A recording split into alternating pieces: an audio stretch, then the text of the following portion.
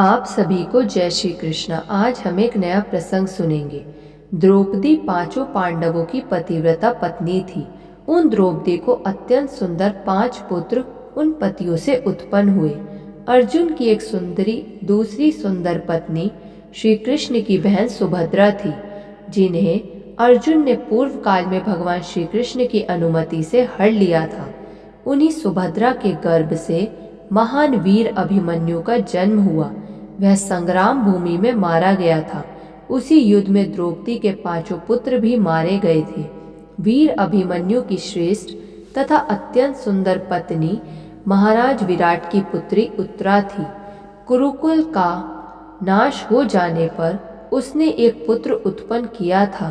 वह द्रोण पुत्र अश्वत्थामा की बाणाग्नि से मर गया था, किंतु बाद में भगवान श्री कृष्ण ने अश्वत्थामा की बाणाग्नि से निर्दग्ध अपने भांजे के पुत्र को अपने अद्भुत प्रताप से पुनः जीवित कर दिया था। कुरु वंश के समाप्त होने पर वह श्रेष्ठ पुत्र उत्पन्न हुआ था, इसलिए वह बालक परीक्षित नाम से पृथ्वी तल पर प्रसिद्ध हुआ। अपने 100 पुत्रों के मारे जाने पर अत्यंत दुखित राजा धृतराष्ट्र भीम के बाग बाणों से संतप्त रहते हुए अब पांडवों के राज्य में रहने लगे।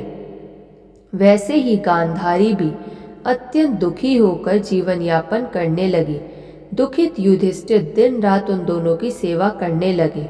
महान धर्मात्मा विदुर युधिष्ठिर की अनुमति से अपने भाई धृतराष्ट्र के पास में ही रहते थे और वे उन प्रज्ञा चक्षु को समझाते बुझाते रहते थे।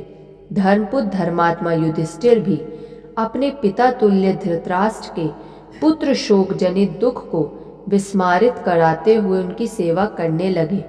जिस किसी भी प्रकार यह व्रत धृतराष्ट्र सुन ले, भीम अत्यंत क्रोधित होकर अपने वचन रूपी बाणों से उन पर सर्वदा प्रहार किया करते थे।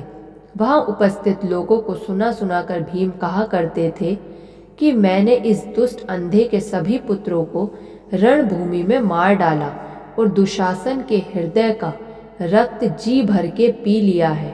अब यह अंधा निर्लज होकर मेरे दिए हुए पिंड को एवं कुत्तों की भांति खाता है। अब तो यह व्यर्थी जीवन बिता रहा है।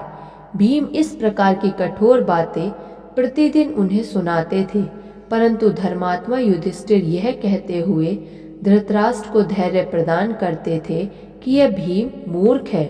इस प्रकार उस दुखी धृतराष्ट्र ने 18 वर्ष तक वहां रहकर धर्मपुत्र युधिष्ठिर से वन में जाने की इच्छा प्रकट की।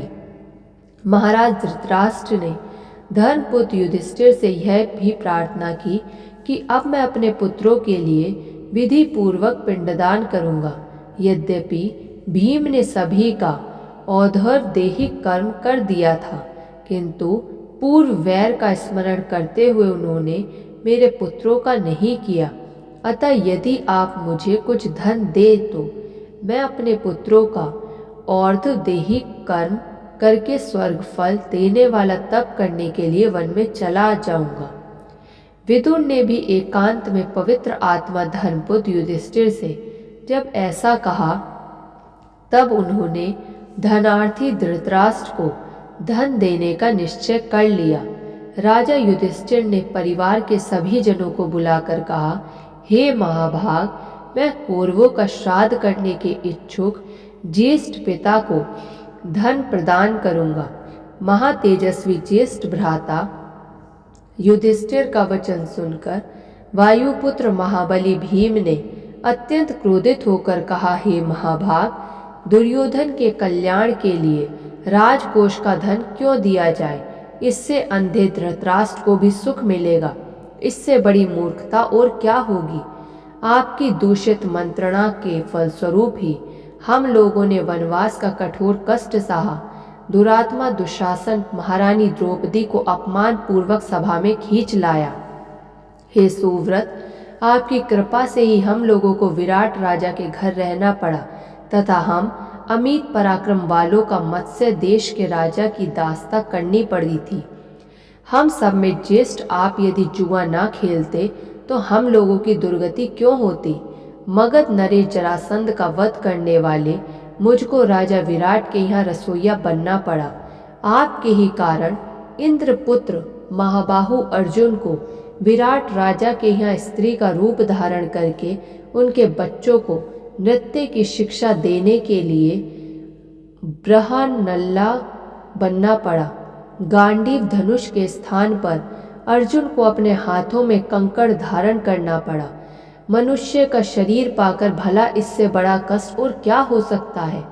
अर्जुन के सिर पर चोटी और आंखों में काजल की बात का स्मरण करके तो मन में यही आता है कि मैं अभी तलवार लेकर शीघ्र ही धृतराष्ट्र का सिर काट दूं। इसके अतिरिक्त मुझे शांति नहीं मिल सकती। आप महाराज से बिना पूछे ही मैंने लाक्षागृह में अग्नि लगा दी थी, जिससे हम लोगों को जलाने की इच्छा वाला वह पापी पुरोचन स्वयं जल गया। हे राजन, मैंने आपसे परामर्श किए बिना ही जैसे सभी कीचकों का वध कर डाला, वैसे ही स्त्रियों समेत धृतराष्ट्र के सभी पुत्रों का भी वध मैं नहीं कर पाया। हे राजेंद्र, यह आपकी नासमझी ही थी कि जब गंधर्वों ने दुर्योधन आदि हमारे शत्रुओं को बंदी बना लिया था, तब आपने ही उन्हें छुड़ा दिया।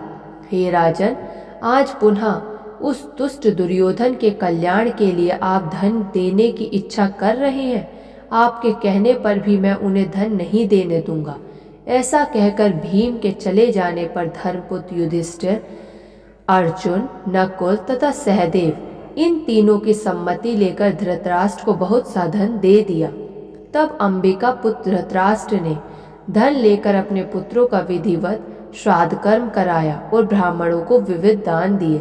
इस प्रकार अपने पुत्रों का श्राद्ध कर्म करके गांधारी सहित महाराज धृतराष्ट्र कुंती तथा विदुर के साथ शीघ्र ही वन में चले गए। धन्यवाद। ऐसे और प्रसंग सुनने के लिए आप इस चैनल को सब्सक्राइब कर लीजिए और इस वीडियो को लाइक कर दीजिए।